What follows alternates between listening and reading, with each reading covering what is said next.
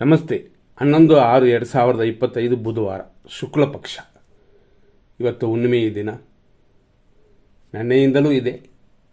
ಮಧ್ಯಾಹ್ನ 1:13:28 ಹುಣ್ಣಿಮೆ ಇದೆ. ಆನಂತರ ಪ್ರಥಮ. ಇವತ್ತಿನ ನಕ್ಷತ್ರ ಜ್ಯೇಷ್ಠ.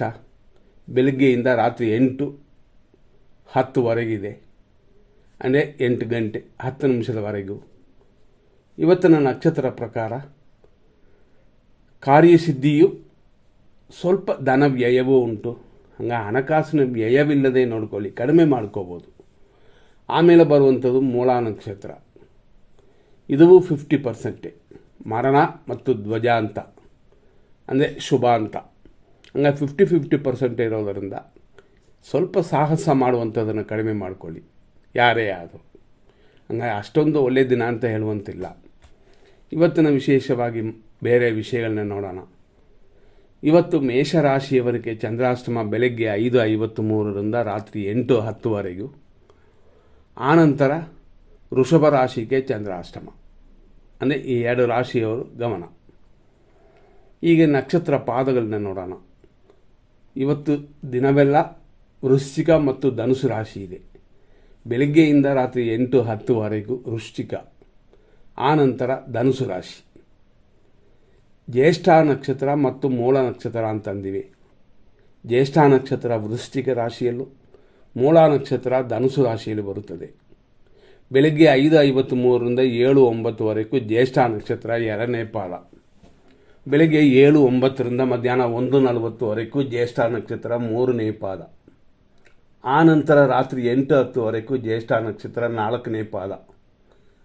ಈ ರೀತಿಯಾಗಿ ರಾತ್ರಿ 8:10 ಜ್ಯೇಷ್ಠ ನಕ್ಷತ್ರವಿದೆ. ಆನಂತರ ಮೂಲ ನಕ್ಷತ್ರ 1ನೇ ಪಾದ ಬರುತ್ತದೆ, ಲೇಟ್ ನೈಟ್ 2:39.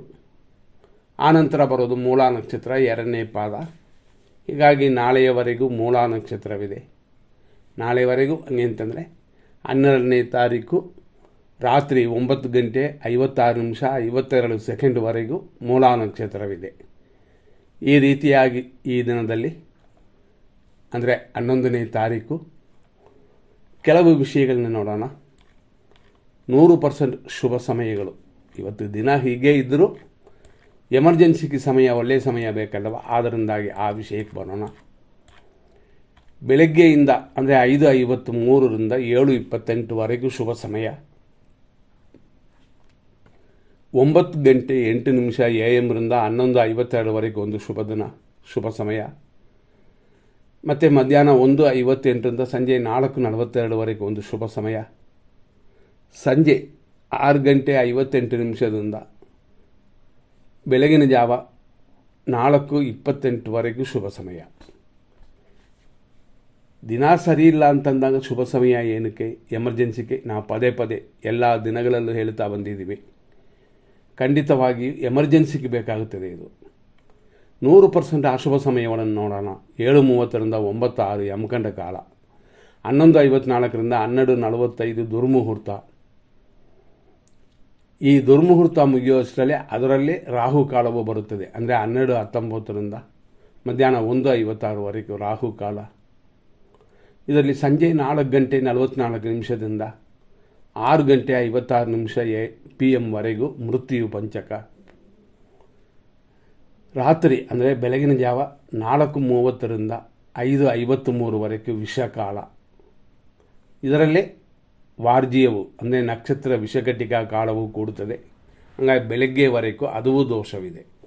ಈ ರೀತಿ ಇರೋದರಿಂದ ಈ ಸಮಯಗಳಲ್ಲಿ ಗಮನ ಕೊಡಿ. ಯಾವುದೇ ಕಾರ್ಯಗಳಾದರೂ ಖಂಡಿತವಾಗಿ ಯೋಚನೆ ಮಾಡಿ ಮಾಡಬೇಕು. ಯಾಕೆಂತಂದರೆ ಆಮೇಲೇನು 50% ಚೆನ್ನಾಗಿದೆ ಅಂತಂದಿವಿ ನಾವು.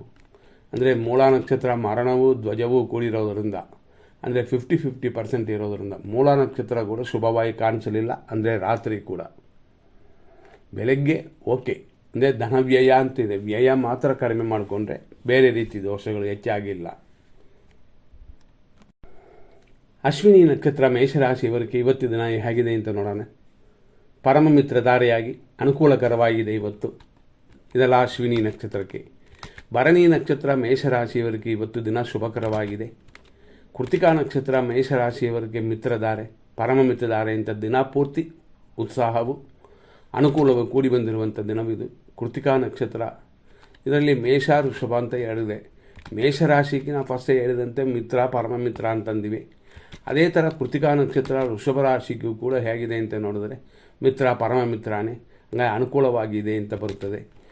ನಂತರ ನೋಡುವಂಥದ್ದು ರೋಹಿಣಿ ನಕ್ಷತ್ರ ವೃಷಭ ರಾಶಿ. ಟೆನ್ಷನ್ ಇದೆ, ಟೆನ್ಷನ್ ಬಿಟ್ಬಿಟ್ರೆ ಮಿಕ್ಕಿದೆಲ್ಲ ಏನು ತೊಂದರೆಗಳಿಲ್ಲ. ಎಂದಿನಂತೆ ಆರೋಗ್ಯಕ್ಕೆ ಅಂದರೆ ಮಾತ್ರೆ ತಗೊಳ್ಳೋರು ಕರೆಕ್ಟಾಗಿ ತಗೊಳ್ಳಿ. ಮೃಗಶೀರ್ಷ ನಕ್ಷತ್ರ ವೃಷಭ ರಾಶಿ, ಅನುಕೂಲವಿದೆ, ರೋಗ ವೃದ್ಧಿಯೂ ಉಂಟು. ಮೃಗಶೀರ್ಷ ನಕ್ಷತ್ರ ಮಿಥುನ ರಾಶಿ, ಅನುಕೂಲವೂ ಸುಖವೂ ಇದೆ, ಆದ್ದರಿಂದ ಶುಭವಾಗಿದೆ. ಆರುದ್ರ ನಕ್ಷತ್ರ ಮಿಥುನ ರಾಶಿ, ಆದರೆ ಶುಭಕರವಾಗಿಲ್ಲ, ಪ್ರತ್ಯೇಕ ತಾರೆ ಅಂದರೆ ನಮ್ಮ ಪರವಾಗಿ ಕಾರ್ಯಗಳು ಸಕ್ಸಸ್ ಆಗೋದು ಕಷ್ಟ ಅಂತ ಬರುತ್ತದೆ. ಆದ್ದರಿಂದ ಸ್ವಲ್ಪ ಯೋಚನೆ ಮಾಡಿ ಕಾರ್ಯಗಳನ್ನ ಮಾಡಿ. ಪುನರ್ವಸು ನಕ್ಷತ್ರ ಮಿಥುನ ರಾಶಿ, ಆರೋಗ್ಯ ಉಂಟು, ಅಭಿವೃದ್ಧಿ ಇರ್ತದೆ, ಆದ್ದರಿಂದ ಶುಭವಾಗಿದೆ. ಪುನರ್ವಸು ನಕ್ಷತ್ರ ಕರ್ಕಾಟಕ ರಾಶಿ, ಆರೋಗ್ಯ ಶತ್ರುನಾಶ ಎರಡೂ ಕೂಡಿ ಬಂದಿದೆ. ಪುಷ್ಯ ನಕ್ಷತ್ರ ಕರ್ಕಾಟಕ ರಾಶಿ, ವಿಪತ್ತು ಉಂಟು, ಗಾಡಿಗಳಲ್ಲಿ ಎಚ್ಚರ, ಮೆಟ್ಲು ಹತ್ತೋರೆಲ್ಲ ಎಲ್ಲ ಎಚ್ಚರವಾಗಿರಬೇಕು. ಇದೆಲ್ಲ ರಾತ್ರಿ 8-11ವರೆಗೂ. ಆಶ್ಲೇಷ ನಕ್ಷತ್ರ ಕರ್ಕಾಟಕ ರಾಶಿ, ಸಂಪತ್ತಿದೆ, ಶತ್ರುನಾಶವಿದೆ. ನಂತರ ನೋಡುವಂಥದ್ದು ಮಖ ನಕ್ಷತ್ರ ಸಿಂಹರಾಶಿ, ಜನ್ಮತಾರೆ ಆಗಿರೋದರಿಂದ ದೇವರಲ್ಲಿ ಪೂಜೆ ಮಾಡಿ, ಪಕ್ಷಿ ಪ್ರಾಣಿಗಳಿಗೆ ಮೇವಾಕಿ, ಯಾರ್ಗ ಚಿಕ್ಕ ಚಿಕ್ಕ ಸಹಾಯ ಮಾಡಬಹುದು. ಪುಬ್ಬ ನಕ್ಷತ್ರ ಸಿಂಹರಾಶಿ, ಪರಮಮಿತ್ರ ಧಾರೆಯು, ಕಾರ್ಯವಿಘ್ನವೂ ಉಂಟು, ಆದ್ದರಿಂದ ಸ್ವಲ್ಪ ಎಚ್ಚರ.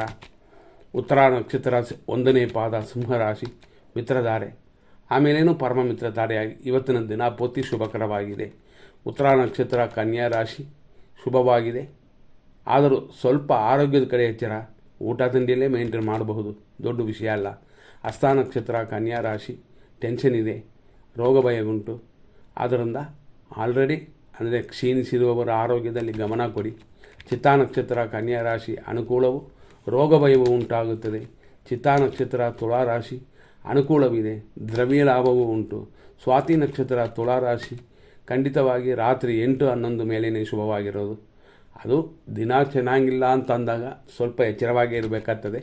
ವಿಶಾಖ ನಕ್ಷತ್ರ ತುಳಾರಾಶಿ, ಕ್ಷೇಮ ಉಂಟು, ಲಾಭವೂ ಇದೆ.